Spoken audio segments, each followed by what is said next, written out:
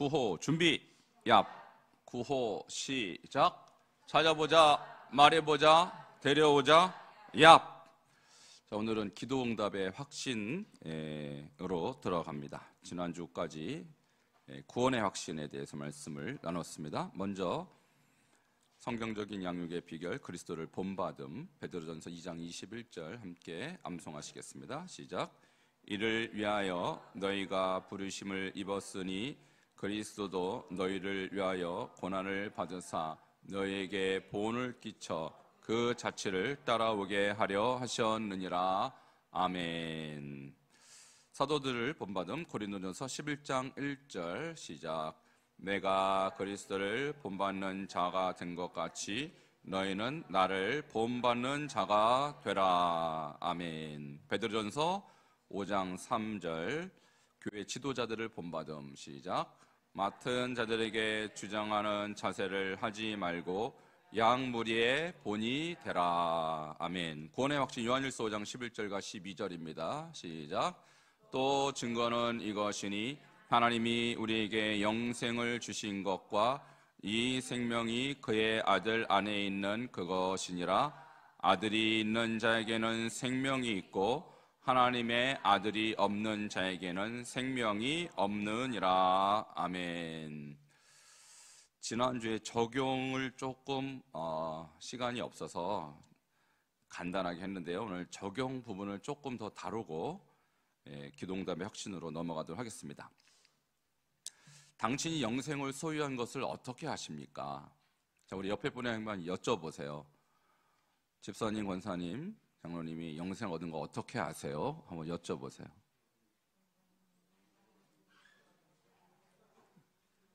두 분씩 진짜로 한번 여쭤보시고 답을 한번 해보세요. 스스로 서로 대화를. 오늘은 이거를 조금 다루고 이과를 넘어갈 텐데 지난주에 시간이 없어서 이걸 많이 못 다뤄서 이게 제일 중요한데, 그죠? 자, 한번 서로 물어보세요. 어떻게 아세요? 영생 얻은지? 라고 한번 여쭤보시고 각자 대답도 한번 해보세요.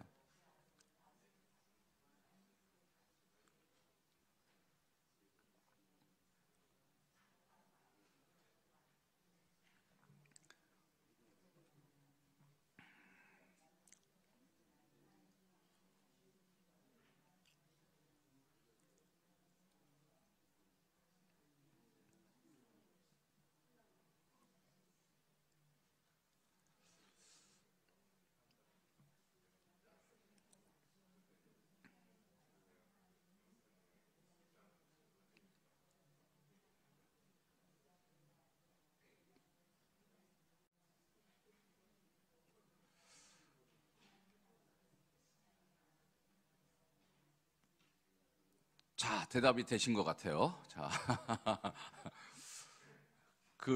이 질문이, 우리가 구원의 확신을 이제 다 했기 때문에 여러분이 이제 대답을 하시는데 질문이 어떻게 아느냐? 그냥 알아요. 이렇게 대답하시면 안 되고 척 보면 알아요. 이것도 안 됩니다.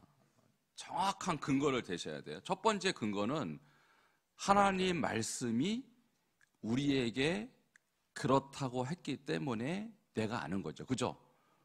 말씀이라는 기준이 없으면 내가 어떻게 압니까? 내가 기준이 될 수는 없잖아요. 그죠? 그래서 성경에 영생에 대한 약속에 대한 말씀이 많습니다. 근데 그 한 구절 한 구절을 우리가 공부를 했는데 한번 리뷰를 한번 해볼까요?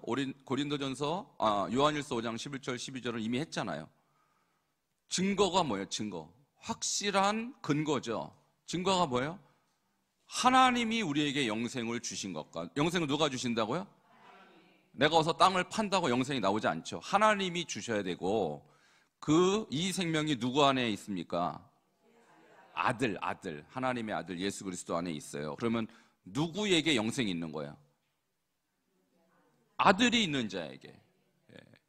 아들이 있는 자에게 영생이 있고 생명이 있고 하나님의 아들이 없는 자에게 생명이 없어요. 그러면 영생을 내가 소유한 것은 내 안에 하나님의 아들이 있으면 나한테 있는 것이고 없으면 없는 거잖아요. 그죠?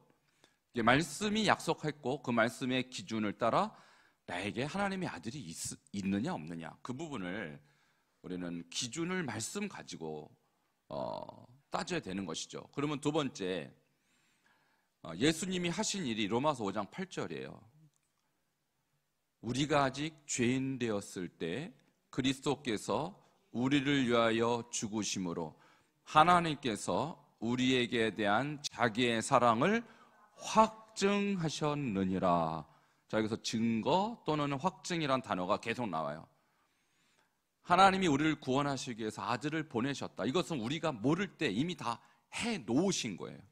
우리가 이렇게 해달라고 요청한 적도 없는데 하나님이 알아서 해놓으신 거, 아들을 십자가에 못 박아 죽게 해서 하나님의 사랑을 확실히 미리 전 우주에 보여주신 거, 이게 구원의 기초죠. 이거 없이는 우리가 영생 달라고 해서 줄 수가 없어요, 하나님도. 자, 그 다음에 에베소서 2장 8절 9절인데 이것도 약속의 말씀이죠. 뭐라고 합니까? 너희는 그 은혜에 의하여 믿음으로 말미암아 구원을 얻었나니 이것이 너희에게서 난 것이 아니요 하나님의 선물이라. 행위에서 난 것이 아니니 이는 누구든지 자랑하지 못하게 함이라. 그러니까 너희가 은혜로, 그리고 그 은혜를 내가 어떻게? 믿음으로 말미암아. 이것은 행위의 문제도 아니고 우리의 노력의 문제도 아니고 우리의 열정의 문제도 아니다. 하나님의 은혜를 내가 믿음으로 받았느냐 받지 않았냐의 문제라는 거예요. 그래서 은혜는 아까 로마서 5장 8절에 하나님 십자가에 그 아들 못 박혀 죽여서 하나님의 사랑을 보여주신 그 은혜를 내가 어떻게 하면 내 것이 됩니까? 믿음으로 되는 것입니다. 자, 그럼 믿음으로 된다는 건 또 뭐냐? 베드로전서 3장 18절도 같은 의미로 우리를 구원하시되 우리가 행한 바 의로운 행위로 말미암지 아니하시고 오직 그의 긍휼하심을 따라 중생의 씻음과 성령의 새롭게 하심으로. 그러니까 이것도 마찬가지예요. 우리의 행위로 된 것이 아니라 중생의 씻음과 성령의 새롭게 하심으로 우리를 구원하셨다. 그리고 요한복음 1장 12절은 뭐예요? 영접하는 자, 곧 그 이름을 믿는 자들에게는 하나님의 자녀가 되는 권세를 주셨으니. 여기서 믿는 자, 영접하는 자 똑같은 의미인데 영접 어떻게 합니까? 영접 누구로 영접하는 거예요? 주인으로. 그러니까 주인이 전에는 나였어요. 엄밀히 말하면 마귀였어요. 마귀. 나를 통제하고 있는 마귀가 주인이었다가 주인을 예수님 내 주인이 되어주세요 하고 예수님 영접기도라는 거 하죠. 여러분, 예수님을 영접하면 내 안에 있는 어둠이 밝은 빛으로 비춰질 거 아니에요. 그죠? 그럼 내가 전에는 어둠의 자식이었구나, 죄악의 자식이었구나, 이걸 깨닫지 않겠어요? 예수님 영접할 때? 그러면 그때는 내가 나 회개해야 돼, 이런 생각이 들어서가 아니라 내 죄가 보입니다. 그때 자동 반응으로 회개가 그때 나오는 거예요. 예수님 영접할 때. 내가 죽을 죄인이었구나, 내가 정말 더럽고 추악한 죄인이었구나, 빛이 확 들어오니까 아는 거잖아요. 이때 내가 회개라는 것을 그때 합니다. 요한복음 1장 12절에 영접하는 자. 이 영접과 회개는 똑같은 거예요. 영접하는 자, 곧 그를 믿는 자. 자, 믿는 게 뭐냐 또 그러면 믿는 것은요 두 가지가 있어요. 처음에 마음으로 믿는 게 있죠. 내가 예수님을 믿겠다고 마음으로 결심하는 거. 두 번째는 뭐냐? 그 믿음을 외적으로 표현하는 거. 이것을 의탁이라고 합니다. 의탁. 그러니까 여러분이 만일 기차를 타고 부산을 간다고 치자고요. 그러면 여러분이 그 기차를 정확한 몇 호, 그리고 몇 자리까지 표를 끊고 기차를 왜 탑니까? 그 기차가 어디 갈 줄 믿고 부산 갈 줄 믿고 타는 거죠. 근데 얘가 갈지 안 갈지 내가 믿어지지가 않아. 도대체 표는 있는데 안 믿으면 안 탑니다. 그죠? 근데 타는 분들은 다 믿고 타는 거죠. 왜 전에도 그거 타니까 가더라. 근데 저는 전에 한번 잘못 타갖고 광주 가야 되는데 부산행을 탄 적이 있어요. 그래갖고 중간에 내렸어요. 저기 천안인가 어디에서. 그건 내가 잘못한 거죠. 그건 내가 잘못한 건데, 우리가 어떤 행동을 할 때는 거기에 의탁을 합니다. 그렇지 않겠어요? 근데 내가 예수님을 믿는다면 예수님께 내 인생을 어떻게 해요? 맡긴다. 의탁하는 거예요. 그 맡길 때 뭐만 맡겨요? 여러분, 몸만 맡겨요? 뭘 맡겨요, 그러면? 몸과 마음과 영혼을 다 맡기는 것입니다. 우리가 아프면 병원에다가 내 몸을 맡기죠. 수술해 주세요. 내가 죽을지 살지 모르지만 의사한테 맡겨야 살지 죽을지 결정될 거 아니에요. 그죠? 자, 돈이 너무 많아서 걱정이 돼요. 어디다 맡겨요? 저한테 맡기지 마십시오. 은행에다 맡겨요. 은행에다. 그럼 은행이 나한테 이 돈을 지켜줄 줄 믿고 맡기는 거 아니에요? 은행에 맡겼다가 이거 혹시 사기 맞는 거 아니야? 이러면 누가 맡기겠어요? 그러니까 개인한테 맡기고 은행에 맡깁니다. 아무리 큰 돈이라도. 자, 이와 같이 믿는다라는 말은 의탁, 그리고 전적인 신뢰를 하는 거예요. 내 인생을 거는 거예요. 이게 믿는 것입니다. 그래서 영접은 주인으로 영접하는 것이고, 그날 주인이 바뀌어요. 그날 내 죄가 다 보입니다. 회개하게 돼 있어요. 그리고 믿는다는 것은 내 머리로 믿는 게 아니라 내 영혼과 내 시간과 인생을 싹 다 우리 주님께 맡기는 것입니다. 이게 예수 믿는 거예요. 여러분 믿습니까? 뭘 믿어요? 예수님 믿습니까? 그러니까 여러분 인생을 싹 맡겨야 되는 거예요. 이게 믿는 거라고요. 근데 맡기지도 않고 믿는다 그런 분도 가끔 계셔요. 그래서 그분도 시간도 안 맡기고, 그분 예수님께 인생도 안 맡기고, 목숨도 안 맡기고, 목숨은 의사한테 맡기고, 돈은 은행에 맡기고, 그럼 뭘 맡기는 거예요? 그렇죠. 그런 거 뭐 맡길 수 있지만 영혼은 주님께 맡겨야 됩니다. 자, 이게 믿는 거예요. 이게 믿는 거예요. 믿는다는 개념이 너무나 추상적이어서 제가 볼 때 안 믿는데 믿는다고 주장하는 분들이 상당히 많아요. 근데 믿는 것은 그렇게 추상적이지 않습니다. 굉장히 분명합니다. 돈을 은행에 맡기듯이, 내 병을 의사한테 맡기듯이 내 영혼을 예수님께 맡기는 것입니다. 자, 그리고 그렇게 되면 어떤 일이 일어나냐. 요한복음 5장 24절에 내가 진실로 너희에게 이르노니 내 말을 듣고 또 나 보내신 이를 믿는 자는 영생을 얻었고 심판에 이르지 아니하나니 사망에서 생명으로 옮겼느니라. 이게 역사가 과거, 현재, 미래 다 하나님께서 구원해 주신다. 약속의 말씀이죠. 자, 이런 말씀 한 말씀이 나의 구원의 확신을 보증하는 것입니다. 내가 필이 오늘은 조금 좋고 어제는 안 좋아서 구원의 확신이 왔다 갔다 하면 그건 구원의 확신 없는 거죠. 자, 이 말씀으로 여러분 구원의 확신을, 근거를 확실하게 세우시기 바랍니다. 자, 고린도서 5장 17절 그런 중 누구든지 그리스도 안에 있으면 새로운 피조물이라. 이전 것은 지나갔으니 보라 새 것이 되었도다. 할렐루야. 자, 새 것이 되었습니까?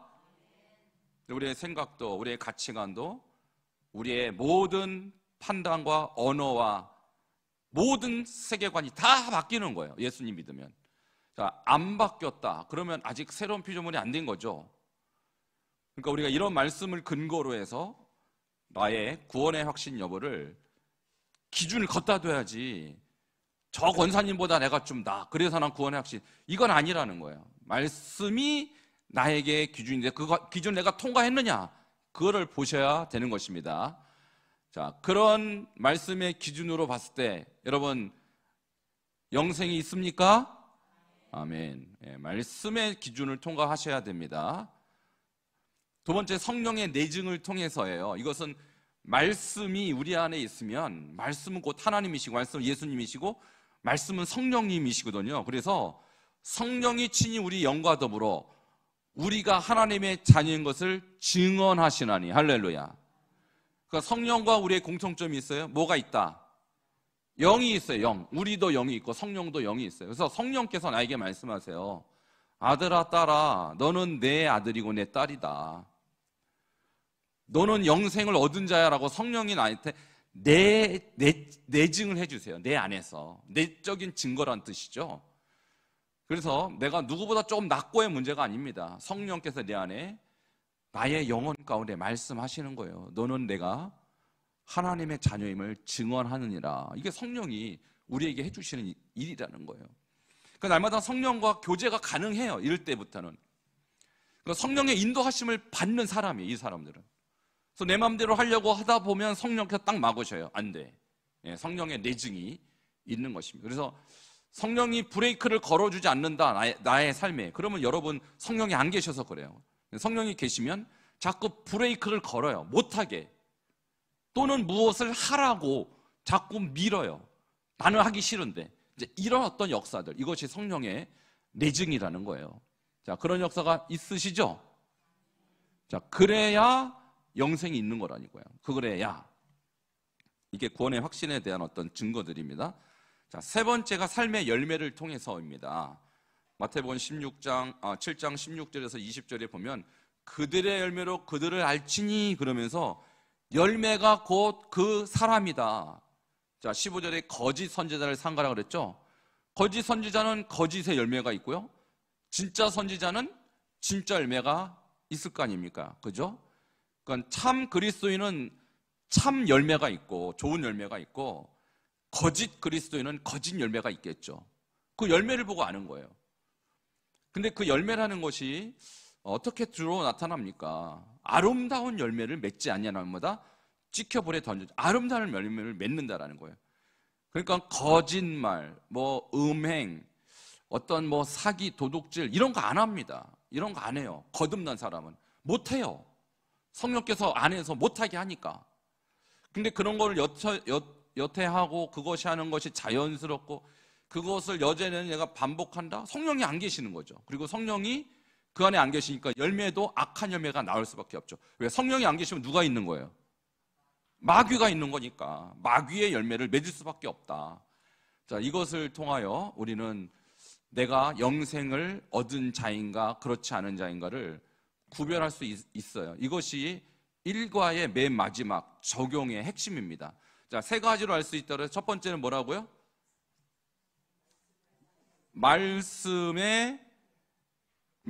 약속의 말씀을 통해 알 수 있고, 두 번째는 성령의 내증을 통하여, 세 번째는 삶의 열매를 보고 알 수 있다라는 거예요. 자, 이 세 가지 기준으로 내 자신을 한번 보고 옆에 있는 사람도 한번 보고, 자, 나는 성령이 계시고 나는 구원의 확신이 있는 자인가.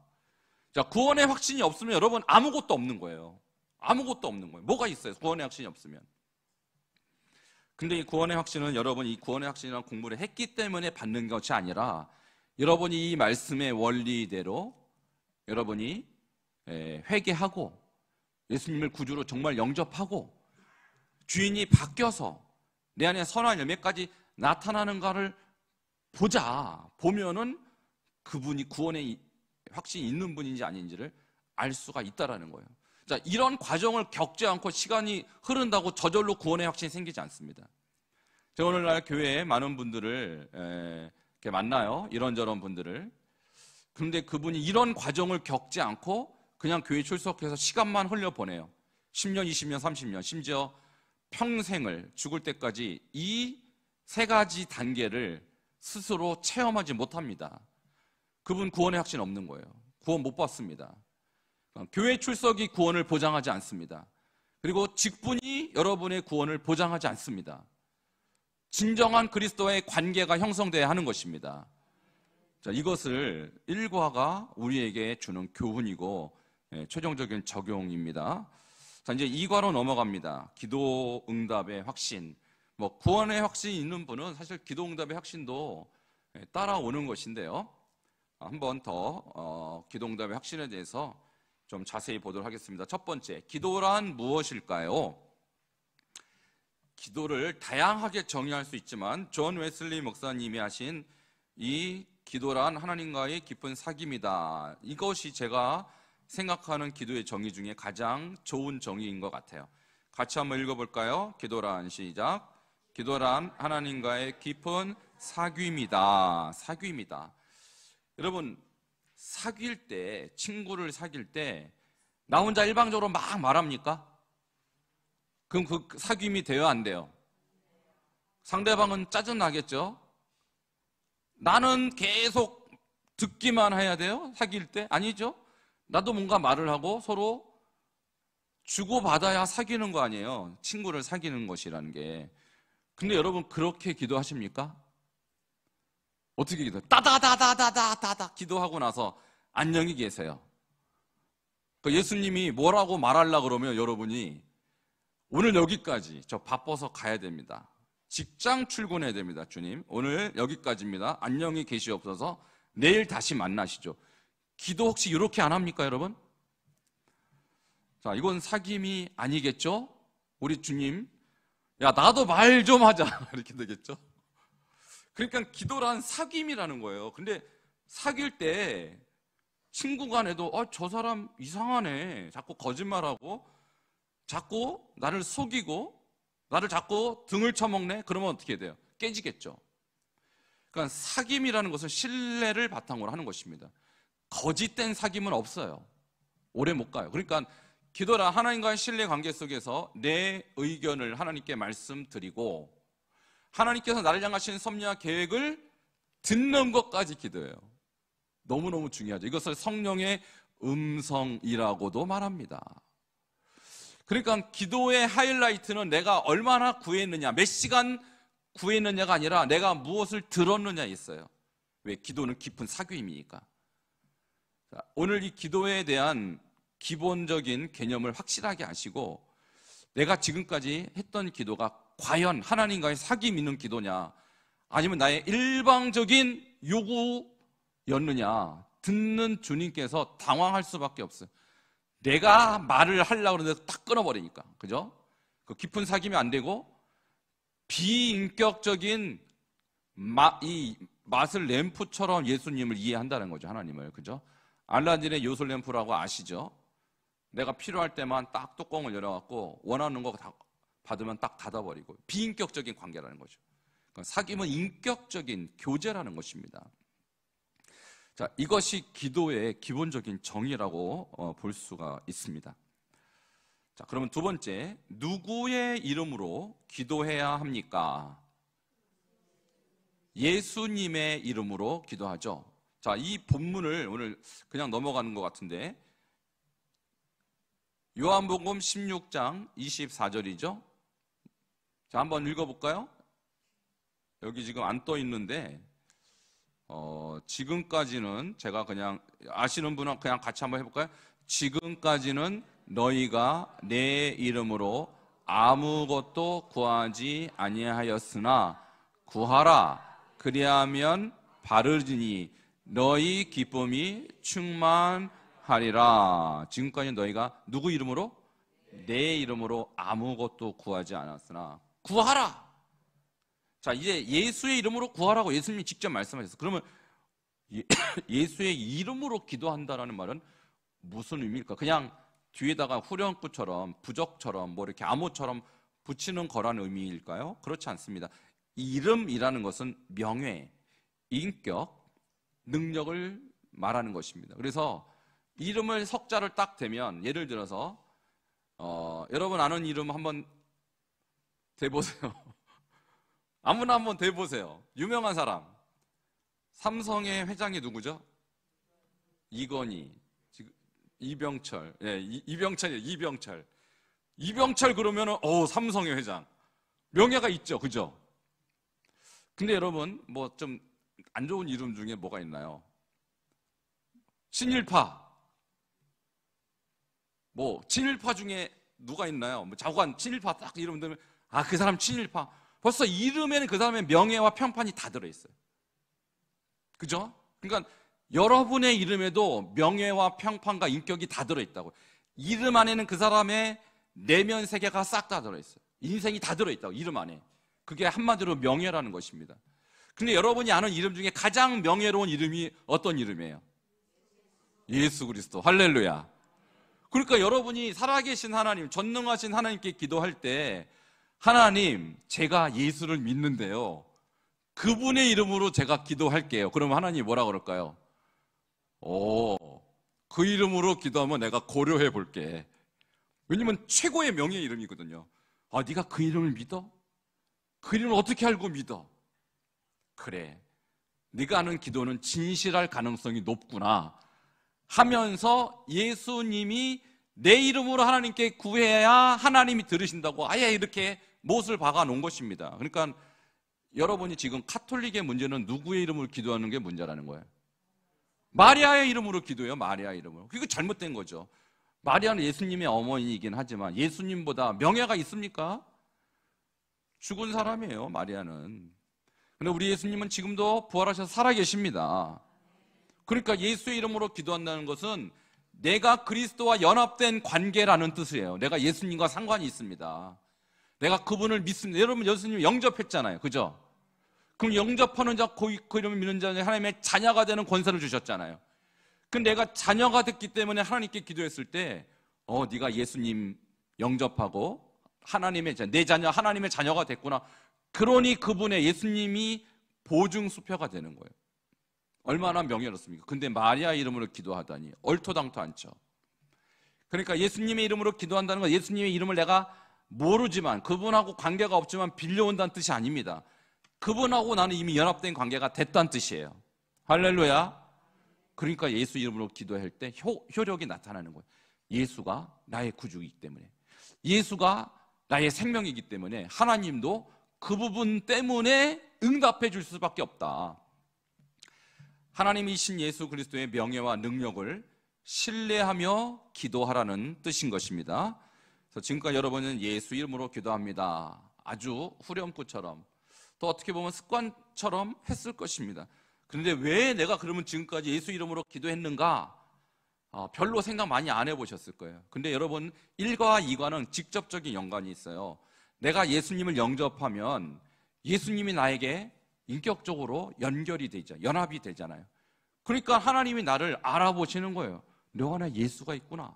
그럼 내가 예수 이름으로 기도한다는 건 내 안에 계신 예수님을 의지하여 하나님께 구하는 거기 때문에 하나님도 인정해 줄 수밖에 없다는 것입니다. 자, 그 관계를 이제 이해하셨습니까?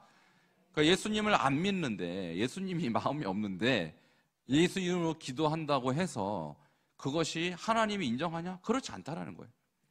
진정한 기도는 예수님을 영접하고 해야 그것이 하나님께 인정받는다라는 것입니다. 자, 그러면 세 번째입니다. 기도의 결과는 무엇일까요? 자, 구하라. 그리하면 뭐 하리니? 받으리니 너희 기쁨이 충만하리라. 두 가지 결과입니다. 응답을 받습니다. 자, 근데 여러분 중에 저는 여태까지 응답 별로 못 받았어요. 내가 달라는 것 주님이 안 주시던데요. 집 달래도 집 안 주시고, 뭐 로또 당첨시켜달래도 안 해주시고, 우리 아들 서울대 보내달래도 안 보내주시고, 어떻게 된 겁니까? 따지는 분이 계셔요. 근데 그분이 하나는 알고 둘은 모릅니다. 그렇게 안 들어주신 것이 응답입니다. 응답은요, 주님이 보실 때 그 사람에게 합당한 걸 주시는 게 응답이지 그 사람이 요구하는 걸 주는 게 응답이 아니라는 거예요. 응답은 세 가지예요. 첫 번째, 내가 원하는 대로 구했을 때 그대로 된 것은 예스라는 응답이에요. 하나님 뜻과 내 뜻이 맞은 거예요. 그것은. 두 번째입니다. 노. 로또 당첨시켜 주시옵소서. 로또를 샀는데 안 됐어요. 하나님 안 들어주신 걸까요? 안 들어주는 것이 나를 위해서 유익하다만 안 들어주는 게 응답이라는 거예요. 노도 엄청난 응답입니다. 저는 구했는데 노 응답이 저도 많았습니다. 근데 그것이 알고 보니 저를 위한 하나님의 응답이었다. 세 번째는 wait, 기다려라. 자, 왜 기다릴까요? 때가 안 됐어요. 때가. 그러니까 지금 하면 좋을 텐데, 그건 내 생각이고, 하나님의 생각은 때가 안 됐느니라. 기다려서 네가 더 성숙해질 때까지 보류. 이것도 하나님의 응답이라는 거예요. 자, 이것을 우리가 성경에서 다 찾아볼 수 있어요. 예스의 대답, 예스의 기도는 어마어마하게 많죠. 구약에 뭐 솔로몬도, 다윗도, 그다음에 느헤미야도, 선지자들도 자, 많은 기도를 했는데 하나님께서 들어주실 때도 있지만 또 어쩔 때는 안 들어주실 때도 있어요. 예를 들면 누구의 기도를 안 들어줬냐? 많은 사람의 기도를 안 들어줘요, 성경에. 그 중에 대표적인 게 바울이 3번 뭘 위해서 기도했어요? 내 몸의 가시를 제거해달라. 여러분, 바울 정도면요, 하나님이 들어주셔야 마땅해요. 주를 위해 인생을 바쳤잖아요. 근데 주님이 내 은혜가 내게 족하다, 딱 그래요. 얼마나 서운해요. 근데 바울이 그때 크게 기뻐했어요. 왜 기뻐했을까요? 이는 내가 약할 때 강하여진다는 사실을 깨닫기 때문이에요. 그러니까 노라는 응답을 받아서 그는 기뻐했어요. 그러니까 여러분도 가끔 여러분이 구하는 대로 안 들어주실 때가 있습니다. 그것은 바울의 노와 같은 거예요. 여러분이 약할 때 하나님이 강하게 하시기 때문에 여러분을 강하게 하려고 약하게 하신다는 뜻이 있어요. 자, 이때는 여러분 노도 기뻐하시기 바랍니다. 자, 웨이도 많이 있어요. 그러니까 여러분이 이 응답받는 것이 결코 내가 원하는 거 그대로 성취되는 것은 아니다라는 것을 아셔야 됩니다. 자, 기쁨이 충만하다라는 이 3가지 기쁨은 이런 것이 있습니다. 자, 하나님의 뜻을 깨닫는 기쁨이 있어요. 우리가 노였을 때도 뜻을 깨닫죠. 바울처럼. 하나님의 뜻이 이거였구나, 깨닫죠. 2번째, 하나님의 인도하심을 받는 기쁨이 있어요. 여러분이 기도를 안 하고 무슨 일을 할 때 하나님이 응답을 해주셨는지도 모르고 나를 여기까지 인도해 주셨는지도 몰라요. 그러나 기도해보면 알아요. 하나님이 이렇게 나를 인도해 주셨구나, 내 기도대로 해주셨구나, 또는 내 기도를 안 들어주심으로 이렇게 인도해 주셨구나, 나중에 보면 다 알아요. 그리고 영적 성장의 기쁨이 또 있어요. 우리가 기도한 결과 하나님이 이렇게 나를 성장해 주신 것을 우리는 나중에 다 깨닫습니다. 그래서 기도의 결과는 응답을 받고 기쁨이 충만한 것입니다. 자, 여기까지가 묵상 질문이고요. 오늘 1번, 2번 문제를 좀 다루도록 하겠습니다. 마태복음 7장 7절과 8절에서 예수님께서 기도에 대해 무엇을 가르치셨습니까? 예수님이 가르쳐 주신 기도에 대해서 오늘 보도록 하겠습니다. 같이 7절과 8절을 읽어볼까요? 시작. 구하라, 그리하면 너희에게 주실 것이요, 찾으라, 그리하면 찾아낼 것이요, 문을 두드리라, 그리하면 너희에게 열릴 것이니 구하는 이마다 받을 것이요, 찾는 이는 찾아낼 것이요, 두드리는 이에게는 열릴 것이니라. 아멘. 이것이 기도에 대한 주님의 가르침인데, 여기에서 구하라, 찾으라, 두드리라 이런 말씀하시죠? 자, 그러면 구하라라는 이 단어 아이테오는 강렬한 소망을 말하는 것입니다. 여러분이 만일 산에 갔다고 치세요. 산에 갔는데 여러분이 지금 산삼을 구합니다. 또는 약초를 구하는 사람 있죠? 10만이라고 그러네. 그 사람이 산삼을 구하는 약초를 구할 때 어떻게 구합니까? 눈에 불을 켜죠. 강렬한 소망. 내가 산삼 오늘 10뿌리를 캐리라. 강렬한 소망을 갖고 구한다는 건 내가 지금 뭔가가 없다는 얘기예요. 뭔가를 잃어버렸거나 없어졌다. 그걸 구하는 거죠. 필요하니까. 그러니까 대충 구하는 게 아니라 아주 열망을 갖고 구하라, 이런 뜻이고, 찾으라, 제테오라는 이 단어는 끊임없이 찾고자 하는 이 신실한 태도를 말하는 거예요. 여러분이 잃어버린 잃어버린 양의 비유가 있고 잃어버린 드라코마의 비유가 있죠. 이때 잃어버린 양을 찾는 목자 어떻게 찾습니까? 끊임없이 찾죠. 찾을 때까지. 그죠? 그 드라코마의 비유도 이 여인이 10개 중에 하나를 잃어버려요. 근데 그 하나는 10개가 세트이기 때문에 하나가 없어지면 9개도 가치가 없어요. 10개가 세트니까. 그럼 어떻게 찾아요? 찾을 때까지 찾아요. 끊임없이 찾죠. 이것이 기도의 태도라는 거예요. 그 다음에 두드리라. 크루어다는 단어는, 여러분 문을 두드릴 때 어떻게 두드리세요? 여러분 한번 두드려 보세요. 한 번 두드립니까? 2번 두드립니까? 여러 번. 그죠? 한 번 두드린다고 나오지 않습니다, 사람이. 그죠? 보통은 여러 번 두드려요. 언제까지 두드려요? 문이 열릴 때까지. 이게 인내하는 태도. 안에서 사람이 들을 때까지. 못 들을 수 있으니까. 그러니까 이 구하라는 말과 찾으라는 말과 두드리라는 말은요, 이렇게 해석할 수 있어요. 기도는 간절해야 된다, 이런 뜻입니다. 간절해야 된다. 그리고 점점점 그 강도가 강화되어야 된다. 여러분 구하고 그 다음에 뭐 해요? 찾고 두드려요. 그러니까 구하는 것은 이렇게 쭉 둘러보는 거죠. 어디 있을까? 산삼이 없을까? 그 다음에 찾는 것은 어떻게 찾아요? 샅샅이 찾아보죠. 더 자세히. 그 다음에 두드리는 것은 완전히 그 힘을 다해서, 열정을 다해서 끝까지 찾아내고자 하는 그런 열정을 다 말하는 것입니다. 그러니까 점점점 강화가 되죠. 더 기도는 점점점 간절해야 되지만 더 강화가 돼야 되고, 하나님은 우리가 인내와 끈기로 하나님께 간구하기 원하시는 거예요. 그러니까 여러분이 하나님께 인생을 걸고 기도할 때, 기도 안 해도 하나님께서 여러분 필요를 모르시겠어요? 다 알지만 하나님은 여러분의 이런 적극적인 태도, 구하는 태도, 열망과 간절함을 보기 원하시는 거예요. 이제 간절함이 없이 내가 그냥 한두 마디 기도를 한다면 주님도 굳이 들어줄 필요가 뭐가 있겠습니까? 여러분이 건강을 위해서 기도하든, 자녀들 위해서 기도하든, 가정 복음을 위해서 기도하든, 여러분의 기도의 간절함을 주님은 원하시는 거예요. 근데 간절함이 없이 그냥 기도 한번 해볼까? 이런 어떤 형식적인 기도에 대해서 주님은 별로 감동이 없으시다. 그러니까 우리는 간절히 구하고 찾고 두드리는 태도, 그리고 인내와 끈기로 하나님께서 역사하실 때까지 그렇게 기도하시기를 바랍니다. 자, 이것이 주님이 원하시는 기도의 모습이라는 거예요. 자, 그럼 마태복음 7장 7절에 나타난 기도의 원리에 대해서 말씀드립니다. 자, 표를 보시면 이렇게 나와 있어요. 먼저 구하라. 자, 이 구하라는 현재 구하라는 뜻이고 현재형입니다. 찾으라, 이것도 현재형이에요. 지금 하라는 거예요. 지금. 문을 두드리라, 이것도 시제로는 현재형. 다 지금 현재 그렇게 하라는 거 아니에요. 그죠? 그 응답은 언제 줍니까? 주실 것이요, 미래에. 찾으라, 찾아낼 것이요. 두드리라, 열릴 것이니. 다 미래형으로 나옵니다.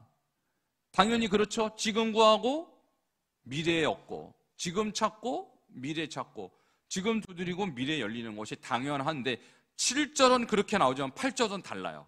자, 8절 한번 볼까요? 8절 같이 보겠습니다. 자, 8절은 구하는 이마다, 찾는 이마다, 두드리는 이에게는. 다 언제 하는 거예요? 현재형인데 8절의 응답은 현재와 미래가 같이 나와요. 그러니까 구하는 이마다, 한국어로는 받을 것이요 라고 나왔지만 원어로 보면은 받는다 이렇게 해요. 받는다. 찾는 이는 찾아낸다, 현재형으로 나와요. 두드리는 이에게는 열릴 것, 이것만 미래로 나와요.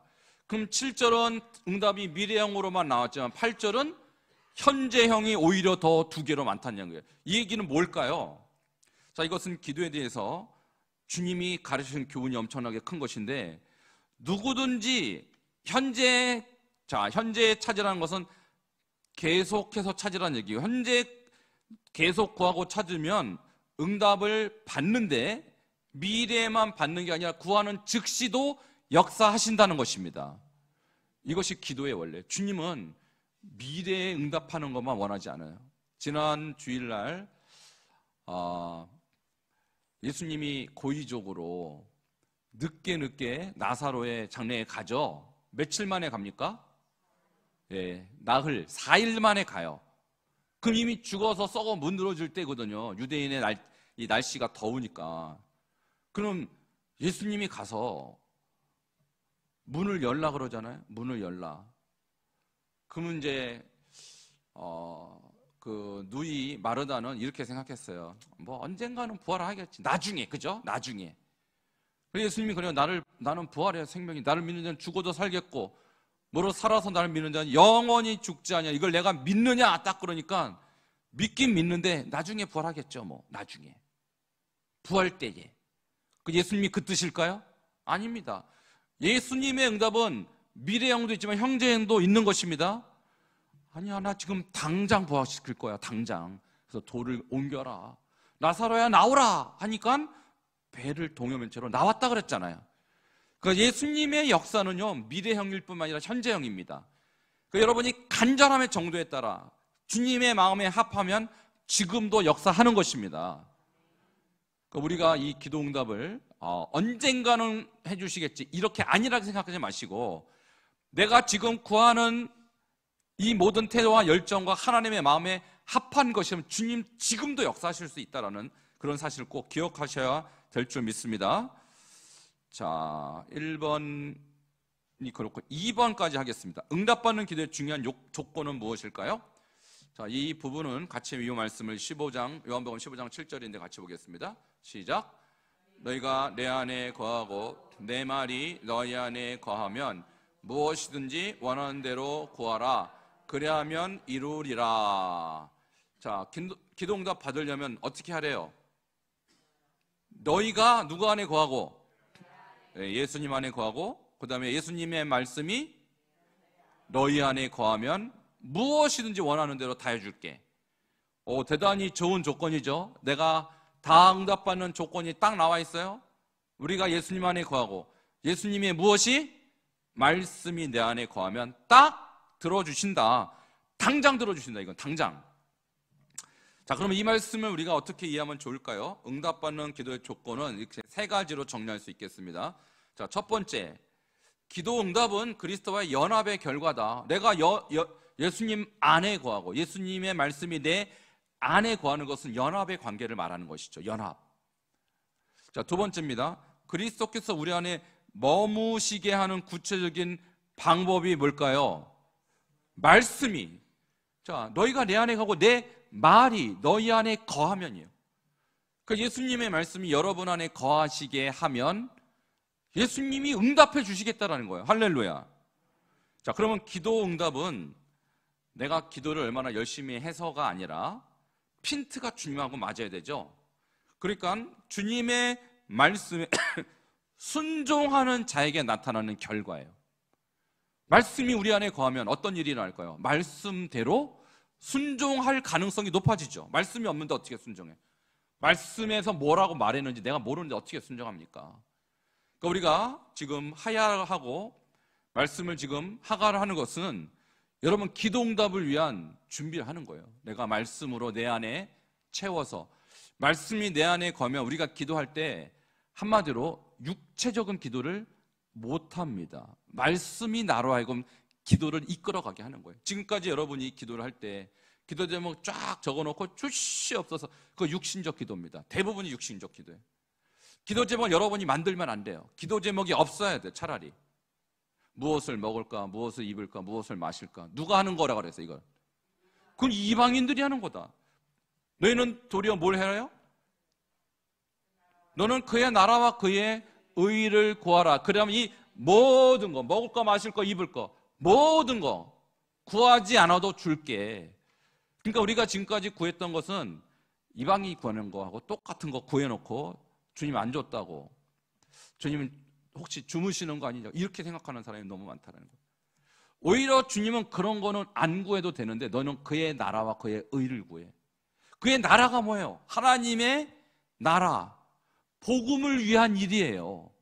주님의 관심에 너희도 관심을 가져라. 지금 너희 집에 복음이 없고 이 나라의 복음이 없고 저 열방의 복음이 없는데 거기엔 관심 1도 없고 이방인이 구하는 것만 관심이 있고 주님이 뭘 들어주시겠어요? 왜 들어줘야 돼? 그런 사람의 기도를. 그런데 여러분이 복음에 관심이 있고 선교에 관심을 두고 전도에 관심을 둔다면 내 사랑하는 아들이, 내 사랑하는 딸이 복음을 전하네? 그러면 물질이 필요하겠구나, 건강이 필요하겠구나, 그러면 사람이 필요하겠구나, 붙여주지 않겠어요? 할렐루야. 이게 하나님이 응답하시는 방법이라는 거예요. 그러니까 주님의 관심에 나의 관심이 가 있으면 주님은 거기에 필요한 것들을 갖다 붙여주신다는 거예요. 그런데 그렇지 않은 사람에게는 아무리 구해도 쓸데없는 시간 낭비가 될 수밖에 없다. 그래서 기도 응답은 하나님의 말씀이 우리 안에 거하셔서 그 말씀이 기도 제목이 되어서 그 말씀이 나를 기도에 헌신하게 만들 때 주님은 그때 하는 기도는 하나님의 나라와 하나님의 의라는 것은요 오름이고 하나님의 기준을 말하는 거예요. 하나님의 기준에 맞는 내 자신이 되게 해달라. 그게 거룩하게 사는 거 아닙니까? 하나님의 말씀의 기준에 맞는 교회가 되게 해달라. 그럼 교회가 거룩해질 거 아닙니까? 그런 기도를 해야 하나님께서 교회도 정화시켜 주시고 여러분의 영혼도 새롭게 하지 않겠어요? 맨날 이방인이 구하는 것만 100가지 리스트 적어놓고 구하면요, 여러분 불교도 그렇게 기도합니다. 불교도. 제가 가끔가다 전도하다가 불교 다니는 분들 기도 뭘 하세요? 그러면 똑같아요. 자식 잘 되게 해달라, 좋은 대학 가게 해달라. 아니, 그런 기도는 우리 성도님들도 해요, 솔직히. 근데 주님이 그거 하지 말라고 그러진 않았어요. 일용할 양식은 구하라. 근데 우리가 일용할 양식 이전에 주기도문 처음에 어떻게 시작해요? 하늘에 계신 우리 아버지여, 이름이 거룩히 여김을 받으시오며 나라가 임하시오. 이 나라가 무슨 나라입니까? 하나님 나라가 이 땅에 임하게, 이게 기도 제목 1번이 돼야 되죠.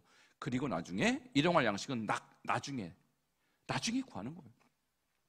이런 하나님의 뜻에 맞는 기도, 이것이 기도응답의 조건이라는 거예요. 자, 두 번째 기도응답의 중요한 조건에 대한 말씀, 요한일서 5장 14절 15절 같이 읽겠습니다. 시작. 그를 향하여 우리가 가진 바 담대함이 이것이니 그의 뜻대로 무엇을 구하면 들으심이라. 우리가 무엇이든지 구하는 바를 들으시는 줄을 안즉 우리가 그에게 구한 그것을 얻은 줄을 또한 아느니라. 여기서 핵심이 뭐예요? 그의 뜻대로 무엇을 구하면 들어주세요. 뜻대로. 근데 뜻대로 안 구하면 노라고 하겠죠. 왜? 나한테 유익하지 않으니까. 자, 그의 뜻대로 구하는 것은 뭘까? 자, 1, 2, 3번으로 정리합니다. 첫 번째, 응답받는 기도는 하나님의 뜻대로 하는 기도입니다. 두 번째, 하나님의 뜻이란 또 뭘까? 하나님의 뜻이란 하나님의 말씀에 다 적혀 있어요. 하나님의 뜻이. 뭐 거룩하라, 뭐 십계명만 봐도 그렇죠. 나 외 다른 신을 내게 두지 말고, 우상을 새기지 말고, 여호와 이름 망령되게 부르지 말고, 안식일을 지키고, 내 부모를 공경하고, 살인하지 말고, 간음하지 말고, 도둑질하지 말고, 내 이웃의 것을 탐내지 말고, 거짓 증거하지 말아라. 십계명만 봐도 하나님의 뜻이 너무너무 분명하죠. 근데 이걸로 고민할 필요가 뭐가 있겠어요? 그러니까 하나님의 뜻이란 하나님의 말씀이에요. 그러니까 기도자는 먼저 말씀에 순종하는 삶을 살 때 하나님께 기도해도 하나님께서 그 기도에 응답하실 가능성이 높아지는 건데, 삶은 내 마음대로 내가 원하는 대로 살고 기도 제목만 응답해달라, 이것은요 완전히 이방인식 기도예요. 하나님 그렇게 비인격적인 분이 아닙니다. 마지막 세 번째, 기도는 단순한 요구사항이 아니며 기도자의 생활과 뜻을 하나님의 뜻에 부합되도록 순종하겠다는 고백이다. 그러니까 기도를 내가 했다는 것은 뭐냐면 내가 2시간 했으니 나 기도에 능력 받았어, 이게 아니에요. 기도를 했으니 이제는 하나님의 뜻대로 살겠습니다. 기도 10시간 했는데 내 뜻대로 살아요. 무슨 의미가 있겠어요?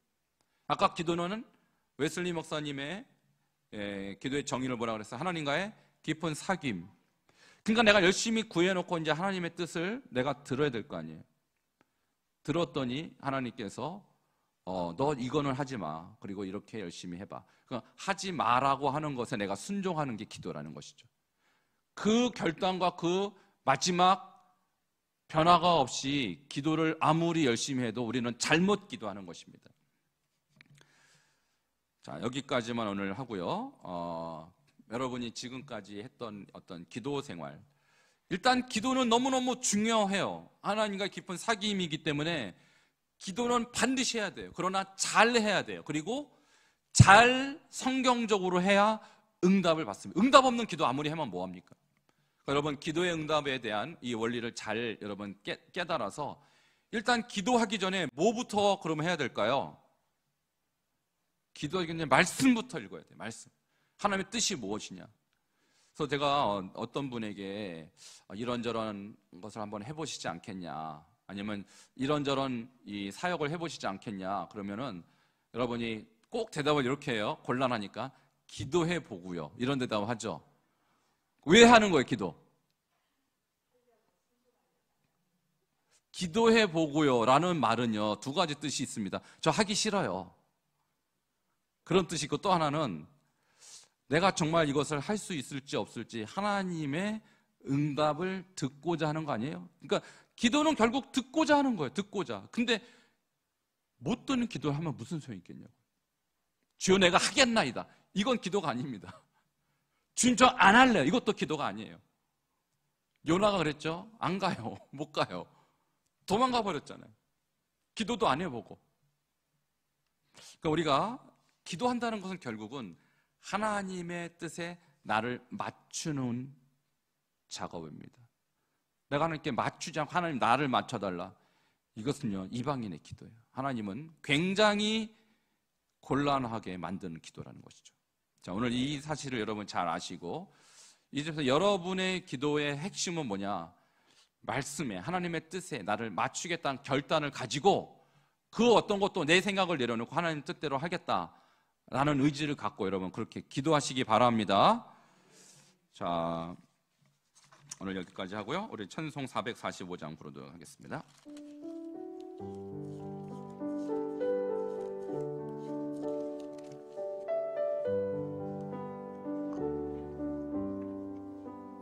대산을 넘어 험곡에 가도 빛 가운데로 걸어가면 주께서 항상 지키시기로 약속한 말씀 변치 않네.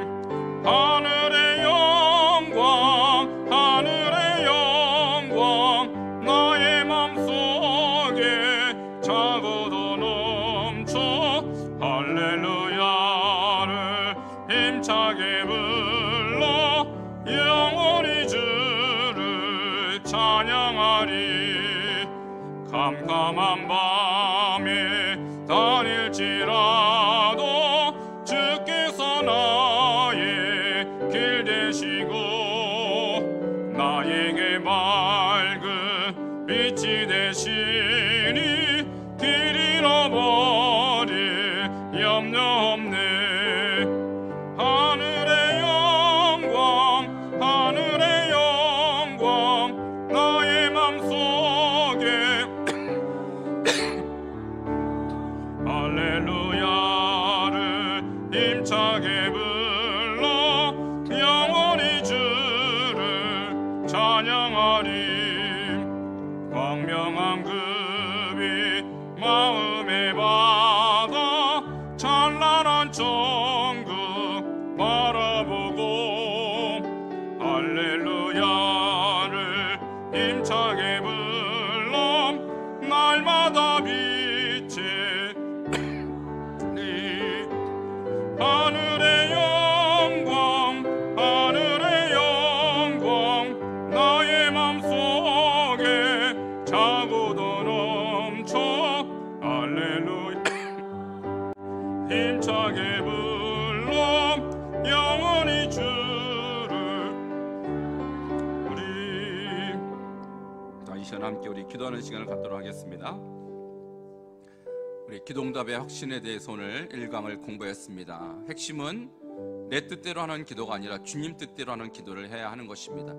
주여, 우리가 하나님이 원하시는 기도를 함으로써 우리가 원하는 대로 구하는 것이 아니라 하나님이 원하시는 대로 기도함으로써 하나님의 역사를 이루어 나가는데 동역자가 되고 우리에게 모두가 기도를 하나님 뜻대로 할 수 있는 기도자가 될 수 있도록 우리의 기도 생활을 주님께서 변화시켜 달라고 우리 주여 한번 부르짖고 기도하겠습니다. 주여 하나님 감사합니다. 오늘 우리가 기도응답의 확신 1강을 함께 공부해 보았습니다. 주님이여, 지금까지는 너희가 내 이름으로 아무것도 구하지 아니하였으나 구하라 그리하면 받으리 너희 기쁨이 충만하리라 주여 말씀하여 주셨사오니 하나님 감사를 드립니다. 우리가 주님이 뜻이 무엇인지 분별하며 하나님의 뜻대로 구하는 거룩한 하나님의 종들 되게 하여 주시옵소서. 너희가 내 안에 거하고 내 말이 너희 안에 거하면 무엇인지 원하는 대로 구하라 그리하면 주시라 하였사오니 우리가 주님 안에 거하는 삶을 우선으로 하게 하시고 하나님의 말씀이 우리 안에 거하는 것을 우선으로 하여서 하나님 거하는 것마다 하나님이 일하시고 하나님이 역사하시고 하나님이 아버지 응답하시는 그런 기도를 할 수 있는 기도자가 될 수 있도록 주님 함께 하시고 붙잡아 주시옵소서. 그래서 우리에게 모든 성도님들 아버지 인본주의적인 기도, 인간적인 기도하는 것이 아니라 하나님의 뜻이 원하는 아버지 그런 기도로 아버지를 영화롭게 하며 우리의 기도가 응답받았다 고백할 수 있는 우리 모두가 될 수 있도록 주님 붙드시고 인도하여 주시옵소서. 예수 그리스도 이름으로 기도하옵나이다. 아멘. 주님 감사합니다. 오늘 기도응답의 확신 첫 번째 강의를 하였습니다. 지금까지 너희가 내 이름으로 아무것도 구하지 아니하였으나 구하라 그리하면 받으리니 너희 기쁨이 충만하리라. 주님, 이제 주님의 이름으로 구합니다. 주님과 연합된 관계 속에서 주님의 자녀로서 구할 때 하나님이 역사하실 줄 믿습니다. 너희가 내 안에 거고 내 말이 너희 안에 거하면 무엇인지 원하는 대로 구하라 그리하면 주시리라 하였사오니 주여, 먼저 우리가 주님 안에 거하고자 하는 열망을 주시고 주님의 말씀이 우리 안에 온전히 역사하고 거함으로 우리가 구하는 것이 세상적, 인간적, 욕망적 기도가 아니라 주님이 원하는, 주님이 기뻐하시는 기도만 올려드릴 수 있도록 하나님 우리 심령을 새롭게 하여 주시옵소서. 예수 그리스도 이름으로 기도하옵나이다. 아멘.